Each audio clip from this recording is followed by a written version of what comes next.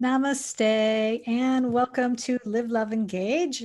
I am Gloria Grace Rand, and today we're going to be talking about abundance. We're going to be talking about femininity and more specifically, feminine fire, intuition, all sorts of wonderful things with my guest today on the program, who is Aurora Farber. So first off, I want to welcome you to Live, Love, Engage, Aurora. Thank you so much. I'm delighted to be here, to connect with you, to connect with your audience, and to live, love, and engage. Absolutely. Well, we are delighted to have you. And this woman is, she is accomplished. She's got a lot going for her. So let me just share a little bit with you, or with you out there listening, watching on YouTube, so you can learn a little bit more about her. She is a women's transformational coach, intuitive guide, writer, speaker, sacred space ceremonialist, wayfinder, magical muse, and modern day priestess. And her mission is to help women get unstuck by reclaiming and igniting their feminine fire, that heart light within that integrates life-giving power, compassionate love, and intuitive wisdom. And these three feminine flames are the key to creating a life of passion, pleasure, purpose on the journey of feminine leadership, which is so important. I think all women, we are leaders in our own right, but sometimes I think we don't always express that enough or maybe own it. And which is why Aurora believes that women are works of art and every woman is a sacred vessel capable of miraculous creation. And to activate that creative shakti fire, we need to come back home to ourselves, to our inner fire, to our feminine fire. So, actually, you know what? We were talking before we started the recording that I was going to go one way, but I'm thinking let's actually deal with the feminine fire right now, and what maybe explain a little bit more about that and why it is so important really for women to reclaim and ignite it. Yes, I'd love to. I really loved your introduction and remembering those words that came through me, that women are works of art. And if you think about a work of art, a vessel, right, a piece of pottery, there needs to be that fire, that place of animation where we come alive. And so women are not only works of art, but we have the ability to create. We can create life. That is our shakti fire. That is, it's our superpower. That's true. But for thousands of years, women who rose into that knowing, who shared their gifts, their medicine gifts, their inner wisdom, their intuition, their ways of working with the earth and with the body, those things have been cut off for many women, and it's passed down through the lineage. And so this feminine fire is nothing new, but it is something that we are here to reignite. And for me, I love, as I work with 13 divine feminine archetypes, and there are two that come to me when I feel into what does this fire mean to me? Well, there's that creative shakti fire of like the wild woman, of the primal goddess, dancing around the fire, that howling to the moon, that kind of fire, right? Mm-hmm. That births life and creativity and is passionate and full of energy.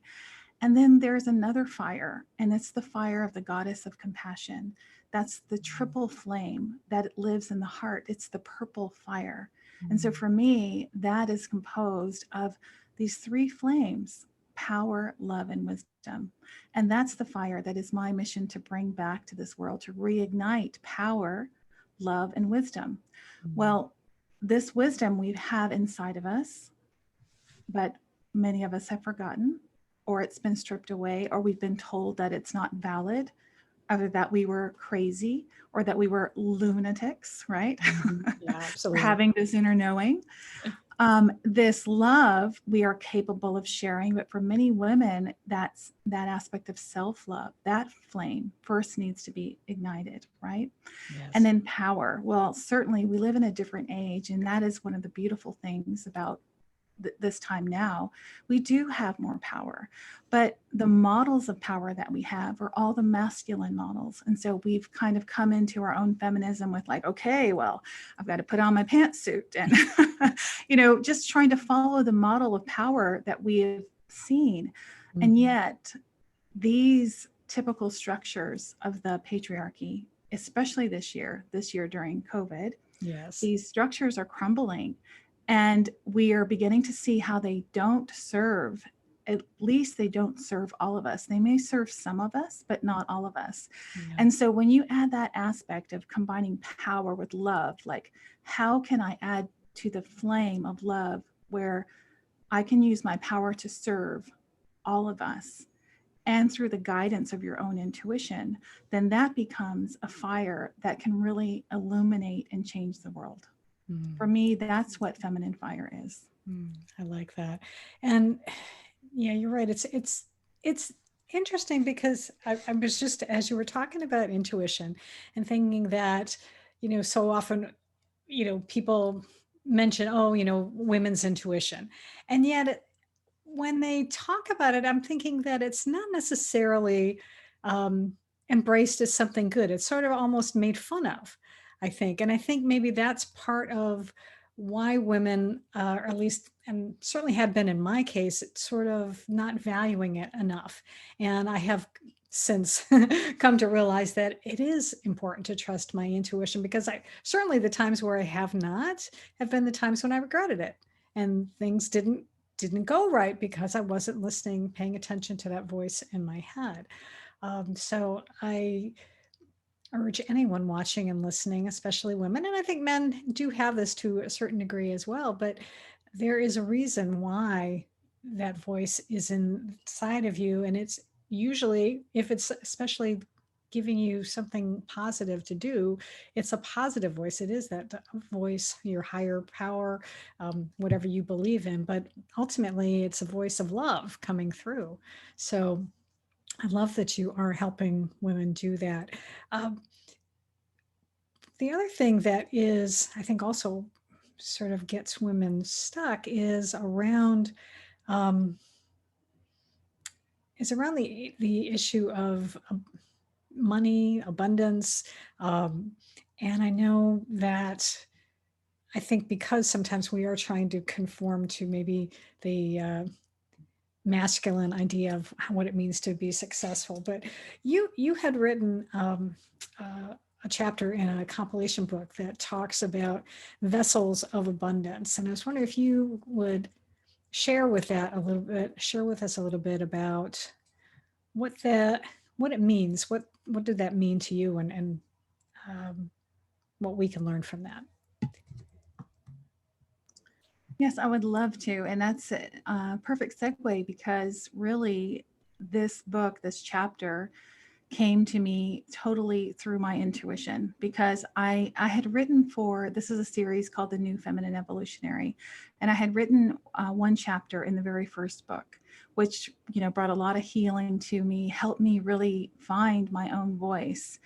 And so by the time I was asked to write for this book, it's called Pioneering the Path of Prosperity. I said yes, because my intuition said yes, but I really had no idea what I was going to write about. So at that time, I started to, I'm always adding on to my intuitive abilities and really my trust in intuition. And so that year, I started the year off learning about the Akashic records, and I began to open my own records. And so I thought, well, why not? Why don't I ask in this field of all time and space what is meant to come through me in this book? And so I closed my eyes, and I am primarily, my intuitive gift is clairvoyance. So I generally see symbols, I see images, I have vivid dreams. So I saw 3 different glasses. One was a martini glass, one was a wine goblet, and one was a champagne flute. And I thought, oh, that's amazing. And then I thought, well, what the heck does that have to do with prosperity? Yeah. And so even for a while in the beginning, I started to write something, and what happened to me is I just kind of felt into, okay, well, how are these vessels different? And how have I felt like that vessel in my life? And so I felt into the martini glass, and it reminded me of my time when I was in my 20s, when I had just graduated college. And instead of going off to pursue the traditional path of prosperity, which would be to get a job, Right. I packed my bags and I headed off to Europe. And I was only going to stay for 2 months, and I stayed for 6 years. Oh This my. little voice, yes. I would come back, but I would always have this little voice inside of me that would say, "You're not done yet. You need to go back." And during that time, especially in the very beginning, it was so completely new to me. I had never traveled overseas. I lived this philosophy that I called the freedom from certainty. And I had grown up with kind of a path laid out ahead.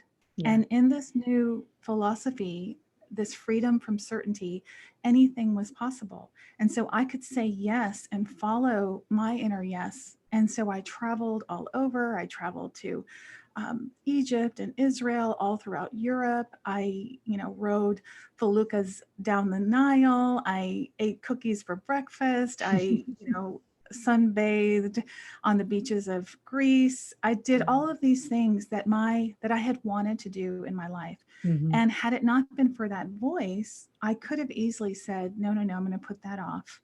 I'm going to go get the job, save up some money. Right. And during that time, it wasn't easy either. Like many times I didn't even know where I was going to be living or how I would pay for food at times. But I just trusted that I was meant to learn something on this adventure that I was on. And so in this chapter, I said, what did I say? I have to look back at the book. It's been a while since I wrote it. But that came to me, and yeah, this is what I wanted to read actually first, even before this. Yeah.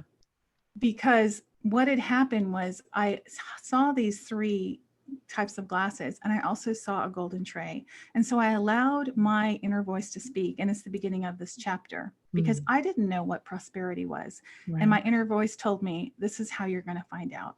So it starts off by saying, here you are pondering the true meaning of abundance, prosperity, and wealth. Scattered in the journeys of your life and the whispering of your soul, you will find what you seek. Sometimes we only recognize what's already here in the retelling of the story. Sometimes we need a metaphor to find the deepest truth. And so I present to you a golden tray and 3 vessels of abundance, 3 shapes to decipher, 3 signs to show the way. Pick them up, each in turn, and listen to learn how to dance in the mystery of abundance. And so that's what I did. And with that martini glass, I remembered that part of my life, and I call that first treasure the sip to the invitation to sip the abundance of delight. Because in those early days of my 20s, I sipped the abundance of delight. And that's like what drinking a martini is like. It's kind of frivolous. You can have, apple caramel martini, or a dark chocolate martini, or a dirty martini. That's right. Yeah. You follow your heart's desire. And so that became a clue for me to say, this is what abundance is about, is finding delight in the moment. So that was my first treasure. And then I went on and I kind of picked up the symbol of the goblet in my hand. And what did that mean to me? Because these symbols that you receive through your intuition, whether you hear them, know them, see them, smell them, we all have different ways of receiving our inner voice. Yeah. There's something that you can work with. And so I remembered that goblet like the toast of my wedding. And so that became a chapter on my partnership. And that second treasure was called Savor the Abundance of Love. And then I moved on to the third, and the third glass, a champagne flute, has a very different feeling in your hand. And it's almost as, if you can even imagine, to the audience out there, if you pick up a champagne glass, you kind of look at it, you look at the bubbles rising up, and you want to lift it, right? To toast. Yeah, that's right. So there's a different energy in that glass, right? Rather than the richness of a dark red wine or the frivolity of a dirty martini. Right. Yeah. And so I felt into my own knowing, and I was like, okay, how is my life now like this champagne flute? And actually, it was that time in my life when I was writing this, when I had all these dreams of who I wanted to be and who I wanted to become, especially on a, more on a bigger level Right. in my business, Yeah. right? And I also had that sense of, I want to do this. I believe I can. No, no, no, I can't. It's too hard. I was going back and forth. And so one of the things that I loved in this third treasure, the champagne flute, is toast the abundance of possibility. And through that, I recognize this voice, which I call an aspect of myself that my family knows me as in my wedding. This is my sort of avatar nickname, is Princess Flutterby. It's the very light, fun, magical, musy part of me. Yeah. That completely believes in possibility, that all things are possible.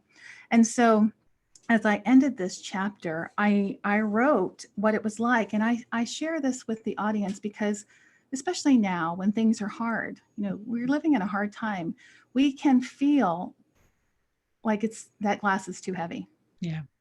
That there are no possibilities. So I just wanted to share this part as inspiration for our audience. So I wrote, some of my dreams are still in progress. I'm learning to claim more of my essence than my ego.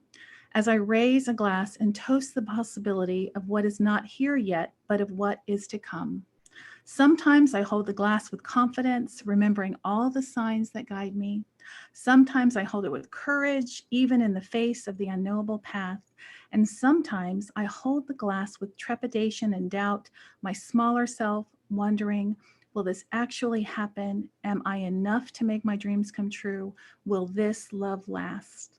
My glass becomes heavy with fear and expectation. My body contracts as I shrink away from my soul's purpose. And that's when I need to hear her most, my mythic essence, Princess Flutterby, whose love of life, love, and adventure have always guided me to live in the freedom from certainty. And at these moments, I hear her clearly, her voice no longer a whisper. And she says, my darling, put the glass down. That's not the way to toast. Let go of the hesitation, the speculation, the doubt, and then pick up the glass. A true toast is seeing what you desire as already here. To your wonderful life, to your amazing marriage, to your happy family, to your good health, to your sacred and successful business, to your financial freedom, to a peaceful planet, to setting the world on fire with love. See it already here, beloved, and then a clink, a swallow, and it is done. It is done. Ah, I love that. That is awesome. Thank you for sharing that with us. Yeah, I feel like, especially at this time when it's that glass does feel really heavy right now. Yeah. But, as Einstein said, we cannot create the future we desire from the mindset that created the present situation. Yeah.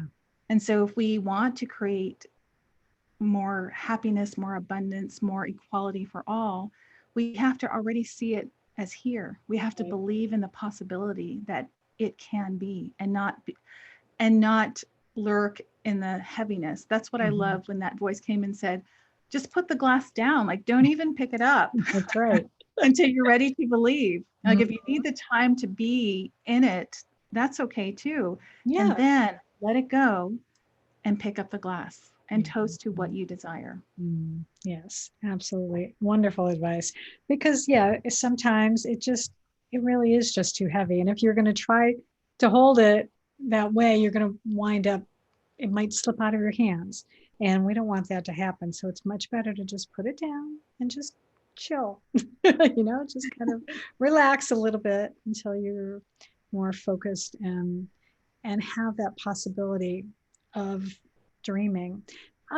Which actually brings me to my next question, because when you work with clients, what would you say is or have you seen, maybe, is there perhaps a common concern or issue that women come to you with that they need help with. And because I'm wondering if it is sometimes that, maybe it's sort of a feeling of stuckness, maybe, or they're trying to be able to, how to be able to be who they probably really feel like they should, maybe not should, but who they really are, but they're too afraid to maybe let out. Yeah, I love that question. And, it's such an honor for me to sit and hold space with someone who is at that crossroad, because I know that crossroad. I have lived that crossroad. And I remember the heaviness of what that's like, to feel like you have a light to shine, and yet there's something that's blocking it from coming out. And I talk a lot in terms of alchemy and shadows and light and gifts and things like that in my priestessing. And you can think of it like the image of a lotus, right? The image of a lotus that has these long, dark roots that's connected to the murky mud. And often what I find in that murky mud of women is the story of I'm not enough. And with that story, there's different flavors of it. Sometimes I'm not enough means I'm not lovable. I'm not enough. I'm not worthy. I'm not enough. I can't speak up because I don't deserve to speak up. Nobody wants to hear what I have to say. That I'm not enough makes them shrink back, and it really dims their light. And what I love doing and what I have learned is that it's within the shadow that's where you actually find your gift. And so that was my story, was I'm not enough. Like, I have all these great ideas, but I don't have enough time. I don't have enough money. I'm not smart enough. I don't have the credentials. I don't have the willpower, all of these things. And once I worked with my own shadow, because on the other side of that mess and that heaviness is your lightness and your magnificence. And for me, how I moved it and was able to move through it was having support. So hiring my own coach, being in sisterhood, being with other women, because that's the other thing, is that women feel like we have to do it alone. I know. And one of my favorite things to do is lead groups of women on a journey together, where we all come in and we have agreements on how we are going to be, because this is not like a chit chat circle. This is a place of alchemy where we are consciously choosing to dive in and say, okay, what's in the shadows and what is the gift that's going to come from the shadows? For example, there's also a whole beautiful teaching called the Gene Keys that talks a lot about light and shadows. And an example of a light and shadow is the shadow of unease. And certainly in our world right now, this shadow is prevalent. And it's that sense of dread of like, oh my gosh, what's coming around the corner? Right. Yeah. When I turn on the TV, what's going to happen next? Yeah. Right. But in that unease, Richard Rudd, who wrote the Gene Keys, he calls that, it comes from the I Ching, and it's called a gentle wind. And it has both that aspect of the wind, which can be gentle. It can cool you off. It connects you and I and everyone. It touches us, right? And at the same time, it can just create havoc. Yes. A hurricane, a tornado, spreading wildfire, right? Yeah. So it's that same way, because what happens is that shadow, when you raise it up, how do you get out of unease? How do you reach clarity and know how to find your way? The highest aspect of that frequency band, unease to clarity, the pathway is intuition. Intuition is the way that we find our way out of unease, because when we tap into our intuition, we're tapping into our instinct, and that instinct that's connected to all. And so it's like our own inner GPS that can help us rise out of our fear and doubt about ourselves. And that's one of the primary tools that I use in coaching clients, is to help them to activate their own inner knowing. I don't hold the answers for anyone, but I can sit and see and witness and honor both the shadow and embrace the shadow, not push it away. Lots of coaching schools are like, That's how I first learned when I was training in, like positive psychology coaching. It's, take that shadow aspect, write it on a piece of paper, put it in a big book and slam the book, lock it up in a drawer, lock your saboteur in a drawer. And for a moment that might work, but it doesn't really work on the root of the problem, which is the story, I'm not enough. And so instead, the invitation is to embrace that story and to hold it and say, okay, this is the story I've had.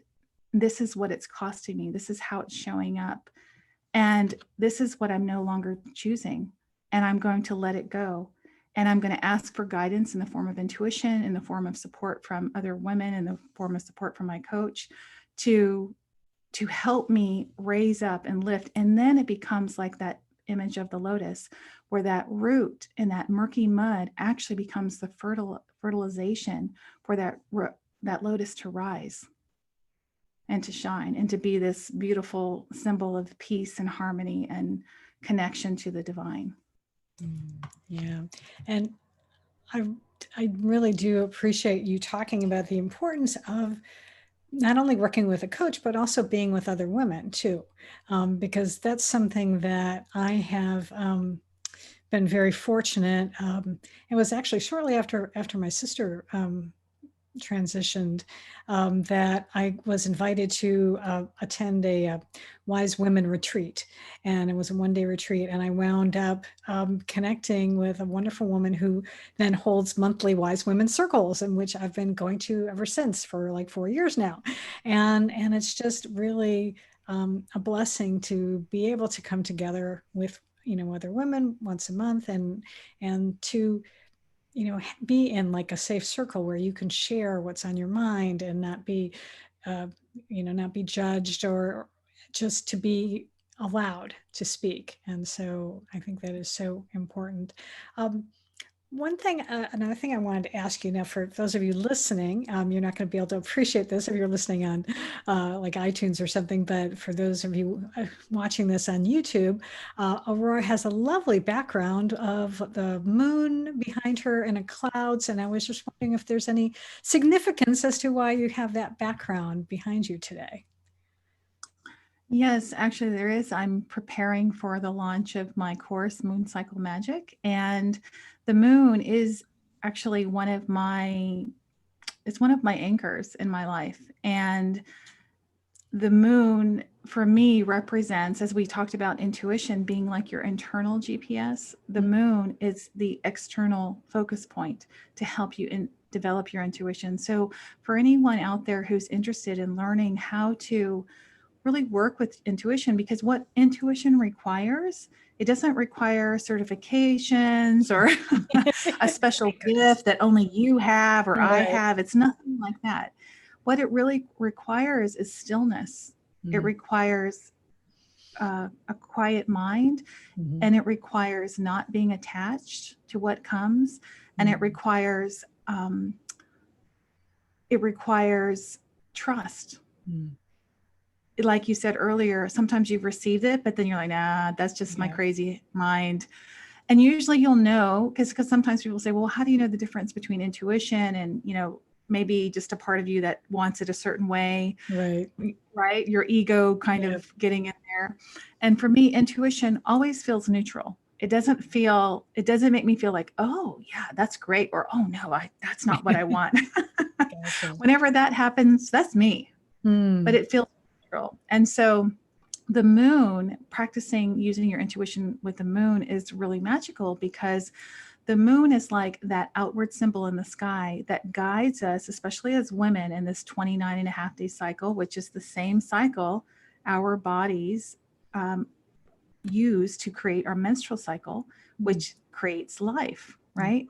So we can, in one cycle, create life, which is amazing. And we can, even now, after your menstruation stops, you can create life into something new. And so if you use that cycle with the new moon beginning to set and receive your intentions, I teach how to receive intentions so that you're not attached to them, and it's more magical and to help you find your way. you can journey through the 4 phases of the moon. I have a system called the Moon Cycle Power Path, where the moon cycle invites you to first reset. Isn't that great? Every month you get to reset. Yes. You start over. I like that. Reset, and then in the second week you recharge, which Mhm. is what we need as the moon begins to grow into her fullness. When Right. we're at the full moon, we renew our hearts and spirits with that energy of the archetype of the goddess. And then as the moon begins to wane once again and slow down, we reflect and we receive the wisdom of our own inner wise woman. And we can do this every 29 and a half days, and through each cycle begin to lighten those shadows that I talked about earlier. Right. You can begin to work with one of those shadows and take it through the moon cycle and see how at the end, reflect before you reset yet again on what's the wisdom. And in regards to feminine leadership, that last phase is so important, because for me, that's where I come up with what I'm sharing with my community. Yeah. Is I listen to what my symbol is, and then at the end I write about it or record about it. And this is part of my medicine, not just for me, but in leadership. This is what I offer. And so you see, it's not coming from me sitting here strategizing on, okay, what's the best way to da da da da da, Yeah. Yeah. but it's just being still, listening, not being attached, receiving, and letting it work through with the moon. So that's what the moon is all about. It is an anchor point for us, and it's encoded in our cells, and not only as a pathway of manifestation and transformation, but, and I think this is so important for women, it is our birthright. It shares with us our birthright on how we're meant to live cyclically and rhythmically. Because we've been taught, one of the old stories of the patriarchy is, our calendar and everything is based off the sun. And the energy of the sun is always shining, always on. Yeah. And so we've been taught in these feminine bodies of 29 and a half day cycles that we need to be on, shining bright. I'm ready. I can do it. And what happens is it drains our chi, our own life force. But the moon, as you watch it in the sky, you can see that that's the way we're meant to live. We're meant to slow down. It's our birthright to reset.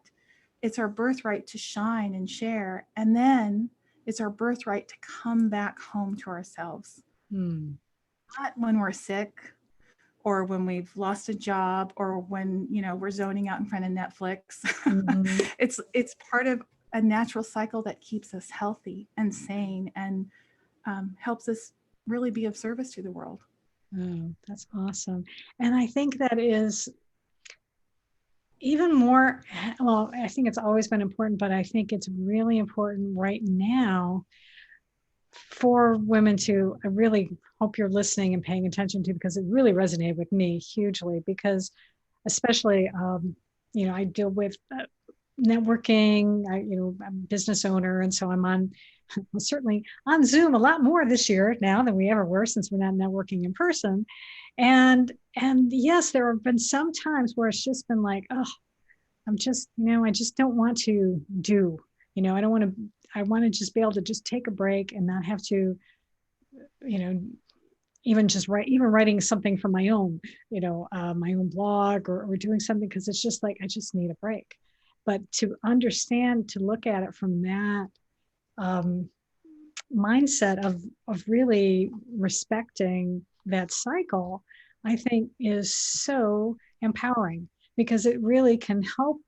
I can definitely see how it can help me, so that I can, take some time, be on when it makes sense, but then also take some time to step back a little bit and recharge, and not have to be on 24 hours a day. Because it just, and when you start living that way, it's kind of like, oh, I'm so glad the new moon is coming. Yeah, absolutely. It's almost like a planned vacation every 28, 29 and a half days, which is wonderful. And even if you can't take a true vacation, just to begin to live, it's an adjustment to how we're used to living. So maybe it just means that every new moon, you make time to do something you love. You get a massage, or you take a bath, and you meditate, and you let your family know that, don't disturb me for the next hour. Or Right. even if it's 15 minutes. Like new Yeah. moms, they can hardly get 15 minutes, right? Yeah, absolutely. Just to begin to attune your own body, because that's the beauty of it, is Mhm. that we are encoded to live this way. And so once we begin to program ourselves to slow down and then Mhm. to show up, this interview right now is in a waxing moon. And Mhm. I purposely did that because I know that this is the time to begin to grow in energy and share, rather than taxing my own self when my body's wanting to slow down and retreat, and then Mhm. to on camera. So Yeah. there's many ways that we can just, it's intuitive to Yeah. live that way. It's Exactly. intuitive not only with the moon, but even with the seasons. Yeah. Oh, yeah. We're here in Florida. I mean, Mhm. we don't feel seasons like they do up north, but we Right. still do feel a cooling off. Oh, yeah. And this is our waning time. This is Mhm. our time to come back in, Yeah. into the winter, until the winter solstice. Yeah. And that's when we begin to grow once again. So it's nothing new, but it is a way to not only ignite your feminine fire, Mhm. but it's to be able to tend the flame of it. Mhm. Because that's the other thing, is just that pressure that we can even put on ourselves to grow and to do, and Yeah. we say yes, and sometimes our boundaries are not strong enough. And Mhm. that pressure that we can put on ourselves when we have something like this that's right up there in the sky. Yeah. Or you can get a moon calendar and it can tell you, okay, this is where you're meant to be right now. And Mhm. of course you can use your moon cycle, and there's Yeah. different layers of that as well. But just as a general symbol, that symbol of waxing and waning is a beautiful blueprint for us women. Awesome. And I think even for men. Yeah. Yeah. you Couldn't know couldn't hurt. Because you know we all do have masculine and feminine sides to us. We just need that's to right. find a way to bring them back into balance, so they can have That's a little right. bit of the feminine, and we um, sometimes we need to actually embrace our own femininity because we have been maybe trying to be too much masculine. So yeah, balance. Well, perspective, maybe even Harmony. Yep. harmony. Yes, harmony is a better word. I like that. Yeah, absolutely. Well, this has been amazing, and we could probably go on talking forever, but I know you've got another uh, uh, okay, words escaping me. Another appointment. There we go. That's a good word. Later. Yes, as do I. So before we say goodbye, I do want to have you share how folks can get in touch with you. If someone wants to be able to learn more, and um, they really resonated with what you've talked about today. What's the best way for people to get a hold of you? Yes, thank you. I'd love to connect with you, and you can reach me on my website, aurorafarber.com.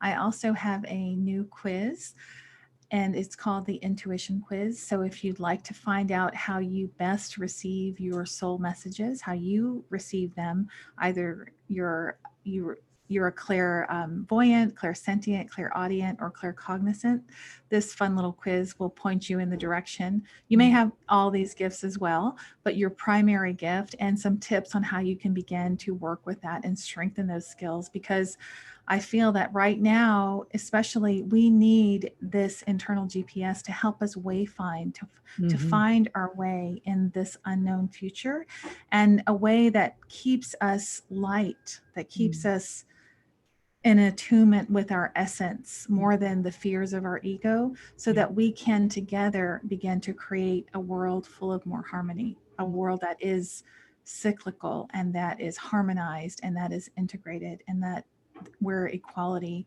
really lives and flourishes on this planet. Awesome. Yeah, absolutely. And it is interesting, the different ways that you can receive messages, because for me, no surprise, because I write and I speak, is that I will hear words. Oftentimes I get music lyrics actually will pop in my head, and then I go Google them and look at it and going, oh, okay. Yeah, I can see why that one popped in my head today. That makes perfect sense. It definitely what's going on in my life right now. Okay, very good. So it is, Yeah. It's interesting how that And was. isn't that wonderful? It's like a little, I don't know, love tap from the Mhm. universe saying, okay, you're Yeah. on track, Yeah. right? Exactly. Yeah. I love it. So, well, thank you so much for being here. And Thank I you will so also much. make sure that I have all of your information will be in the show notes. So if you're driving, riding a bike, whatever, right now, don't worry about it. You can get back to your computer later and you'll be able to find all the information. And until next time, I just encourage you to shine your light. And as you do, go out and live fully, love deeply, and engage authentically.